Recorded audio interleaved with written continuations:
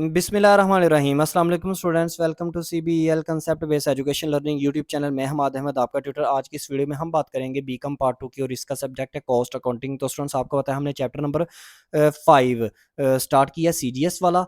आपकी book Suhail Afzal plus MRF से बिल्कुल न्यू एडिशन है आपका, बिल्कुल न्यू एडिशन है आपका। उससे मैं ये क्वेश्चन करवा रहा हूँ और आप स्टूडेंट्स को ये पता होना चाहिए कि कॉस्ट अकाउंटिंग की जो बुक होती है हर साल चेंज होती है, हर साल ये बुक चेंज होती है। इसमें वैल्यूज़ बिल्कुल आपकी डिफरेंट होती हैं प्रीवियस बुक से। तो आप स्टूडेंट्स को परेशानी लेने की ज़रा भी ज़रूरत नहीं है, बिल्कुल न्यू वीडियोस आप स्टूडेंट्स के सामने अपलोड की जा रही हैं। तो वीडियो को स्टार्ट करने से पहले आप स्टूडेंट्स से ये रिक्वेस्ट है, वीडियोस को लाइक करें, चैनल को सब्सक्राइब करें और बेल आइकन को तो ज़रूर हिट करें ताकि जब भी न्यू वीडियो अपलोड हो आपको सबसे पहले उसका नोटिफिकेशन मिल जाए। तो अब आप स्टूडेंट्स के सामने सबसे पहले क्वेश्चन की रीडिंग की जाएगी, फिर उसका सोल्यूशन देखते हैं। Question number 5.6 है changes in inventory. Stan Industrial Works during the accounting year purchases material of Rs 5,34,800 due to defective quality materials of Rs 16,200 are returned to suppliers. Direct labor and factory overhead for the accounting year Rs 2,27,900 and 1,85,600 respectively.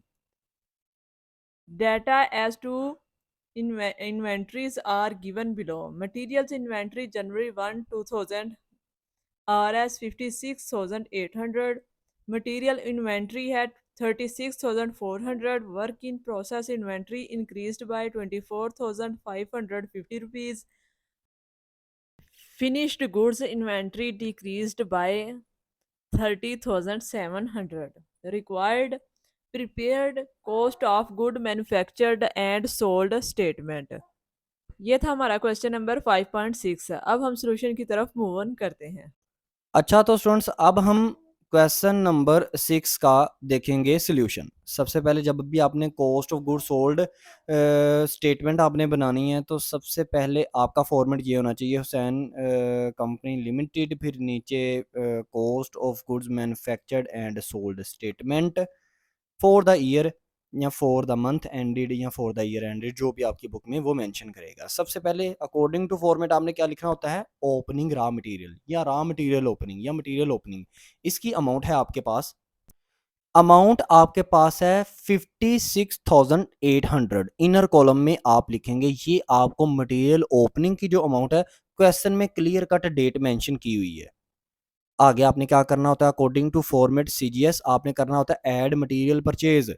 अब material purchase भी दिया हुआ था आपके question में और return भी दिया, रिटर्न भी आप लोगों को दी हुई थी, मटेरियल रिटर्न भी क्वेश्चन के अंदर ये अमाउंट भी दी हुई है। तो जब आपको मटेरियल परचेज दिया हो ना तो आपने उसकी अमाउंट ओपनिंग मटेरियल के नीचे नहीं लिखनी। जब मटेरियल परचेज के साथ मटेरियल रिटर्न भी दिया हो तो आपने उसकी अमाउंट मटेरियल परचेज के बिल्कुल आगे लिखकर, वो है 5,34,800, इस अमाउंट को आपने लिखना है मटेरियल परचेज के आगे। इसमें से लेस करें, इसमें से लेस करना है परचेज मटेरियल रिटर्न, जो कि मटेरियल रिटर्न है या परचेज रिटर्न इसको लिख सकते हैं, वो थी 16,000 और 200। अब जब इस अमाउंट में से ये अमाउंट लेस करेंगे यानी कि 5,34,800 में से लेस कर दें 16,200 तो आपके पास अमाउंट आएगी 5,18,600। ये अब आपका है मटेरियल परचेज। क्योंकि देखिए स्टूडेंट्स, जब आप स्टूडेंट्स ने फॉर एग्जांपल 2 लाख का मटेरियल खरीदा हो, इसमें से 50,000 का मटेरियल आप रिटर्न कर दें जिस पर्सन से आपने खरीदा था, तो पीछे आपने टोटल कितना परचेज किया है, 1,50,000 आपने परचेज किया हुआ है। तो जब भी मटेरियल परचेज के साथ क्वेश्चन वाले ने मटेरियल रिटर्न भी दिया हो ना, तो आपने उसको मटेरियल परचेज में से लेस करके फिर उसकी अमाउंट को आपने इनर कॉलम में लिखना है और देन बाद में आपने उस अमाउंट को जमा करना है इसके अंदर ओपनिंग मटेरियल के अंदर। अब ओपनिंग मटेरियल की अमाउंट है 56,800 और मटेरियल परचेज की अब अमाउंट निकल आई है 5,18,600। इन दोनों को जमा करें तो आपके पास आएगा material available for use, amount आएगी 5,75,400। इसके बाद हमने क्या करना है, इसमें से लेस करना है according to CGS format, less करना है हमने मटेरियल एंडिंग, एंडिंग मटेरियल आपने लेस करना है। उसकी अमाउंट आपको दी हुई है 36,400। ये आपको क्लोजिंग मटेरियल दिया हुआ है आपको बुक के अंदर यही अमाउंट दी हुई है, आप देख सकते हैं डेट भी दी हुई है, आपको कंफ्यूज होने की जरूरत नहीं है।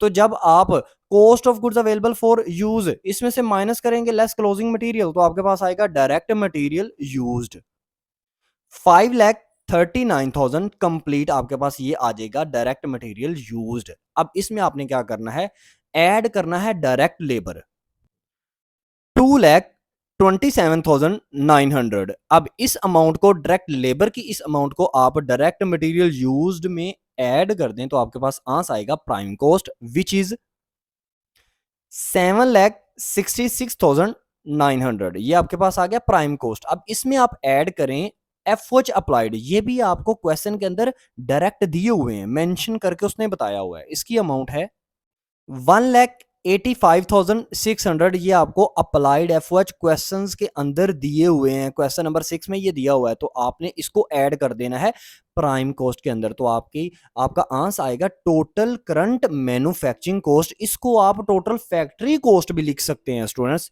इसका आंसर है 9,52,500। ये आपका आंसर आ गया टोटल करंट मैन्युफैक्चरिंग कॉस्ट का। इसको आप टोटल फैक्ट्री कॉस्ट भी लिख सकते हैं। अब इसमें यहां से आगे समझिएगा क्वेश्चन, यहां से क्वेश्चन बड़ा इंपॉर्टेंट है।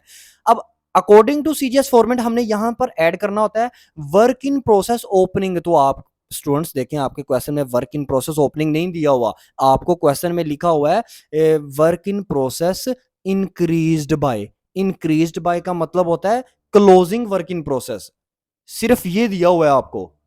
अब ओपनिंग वर्क इन प्रोसेस दिया ही नहीं हुआ तो उसको आप लोग जीरो पुट करें। उसको आप लोग कितना पुट करें, जीरो पुट करें। तो मैंने पुट किया zero, work in process opening zero put किया। तो जब टोटल करंट मैन्युफैक्चरिंग कॉस्ट में ऐड करूंगा work in process opening zero, तो मेरा आंसर यही रहेगा 9,52,500, जिसको मैं कहूंगा cost of goods available for manufacture.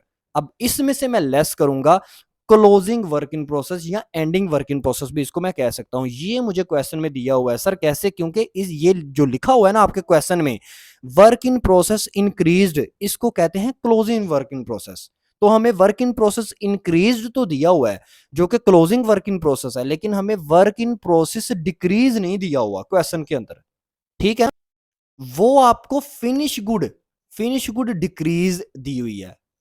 तो अब आई थिंक सो आप स्टूडेंट्स मेरी बात को अंडरस्टैंड कर गए होंगे, ठीक है ना। तो अब आप स्टूडेंट्स ने क्या करना है, एंडिंग वर्क इन प्रोसेस को cost of goods available for manufacture में से लेस कर देना है। उसकी अमाउंट है 24,550 रुपीज। इसको लेस करें तो आपके पास आंसर आएगा cost of goods manufactured 9,27,950 rupees. ये आपके पास कॉस्ट ऑफ गुड्स मैन्युफैक्चर्ड है। अब इसमें हमने ऐड क्या करना होता है, अकॉर्डिंग टू सीजीएस फॉर्मेट हमने ऐड करना होता है ओपनिंग फिनिश गुड। अब ओपनिंग फिनिश गुड स्टूडेंट्स आपको दी हुई है सर कैसे, आपकी बुक में लिखा हुआ है फिनिश गुड डिक्रीज बाय। तो फिनिश गुड डिक्रीज बाय का मतलब होता है ओपनिंग। अच्छा डिक्रीज बाय लिखा हो ना उसका मतलब है ओपनिंग, इंक्रीज बाय लिखा हो तो उसका मतलब है क्लोजिंग, ठीक है ना। अब फिनिश गुड के साथ लिखा हुआ था डिक्रीज बाय, तो ये ओपनिंग फिनिश गुड है। तो इसकी अमाउंट है 30,700। ये आपका क्या है, closing sorry opening finish good. अब इस अमाउंट को आपने ऐड किया तो अकॉर्डिंग टू सीजीएस फॉर्मेट आपके पास जो आंसर आना चाहिए ना, वो आना चाहिए cost of goods available for sale, ये आना चाहिए ना आंसर, लेकिन मैंने लिख दिया कॉस्ट ऑफ गुड्स सोल्ड। अब आप कहोगे सर ये क्यों लिखा, ये मैंने इसलिए लिखा स्टूडेंट्स क्योंकि मेरे पास क्लोजिंग जो फिनिश गुड है ना वो नहीं है। तो अगर फॉर एग्जाम्पल मैं क्लोजिंग फिनिश गुड को जीरो पुट भी कर लूं इस फॉर्मेट में, फिर भी मेरे पास आंस तो यही रहेगा ना, आंस तो मेरे पास यही रहेगा। तो इसलिए मैंने इस आंस को ना, जो कि मेरे पास आंस आना था cost of goods available for sale, मैंने इसको कॉस्ट ऑफ गुड्स सोल्ड ही कह दिया। तो आप लोग भी ये कर सकते हैं। तो कॉस्ट ऑफ गुड्स सोल्ड का आंस है 9,58,650 रुपीज। ये आपका कॉस्ट ऑफ गुड्स सोल्ड यानी कि सीजीएस का ये जवाब आप स्टूडेंट्स का आ गया। अगर मैं इस जवाब को cost of goods available for sale भी लिख दूं ना इस जवाब को, और इसमें आगे मैं लेस लिख दूं क्लोजिंग फिनिश गुड जीरो, फिर भी मेरे पास जवाब यही रहेगा 9,58,650 रुपीज। फिर उसको मैं आंस लिखूंगा, उस आंस को मैं इंग्लिश दूंगा कॉस्ट ऑफ गुड्स सोल्ड तो उससे बेहतर ये नहीं है कि मैं इसको यहाँ पर ही दे दूँ स्टेटमेंट, आप मतलब मैं यहाँ पर ही लिख दूँ कॉस्ट ऑफ गुड्स सोल्ड, तो आपका पेपर वाला क्वेश्चन गलत नहीं करेगा। तो इस क्वेश्चन में आप लोगों ने क्या सीखा, increase by, decrease by. Increase by का मतलब होता है मतलब जिस भी चीज़ के साथ लिखा हो इंक्रीज बाय, चाहे वर्किंग प्रोसेस के साथ लिखा हो, फिनिश गुड के साथ लिखा हो, या मटेरियल का साथ लिखा हो इंक्रीज बाय, तो वो होता है क्लोजिंग। अगर जिसके साथ लिखा हो डिक्रीज बाय, वो होता है आपका ओपनिंग। तो ये स्टूडेंट्स आपका क्वेश्चन नंबर 6 था। आई होप सो आपको समझ में आया होगा। वीडियो अच्छी लगी लाइक करें, चैनल को सब्सक्राइब करें, अपना ख्याल रखें अपने इस यूट्यूब चैनल का भी। अल्लाह हाफिज़।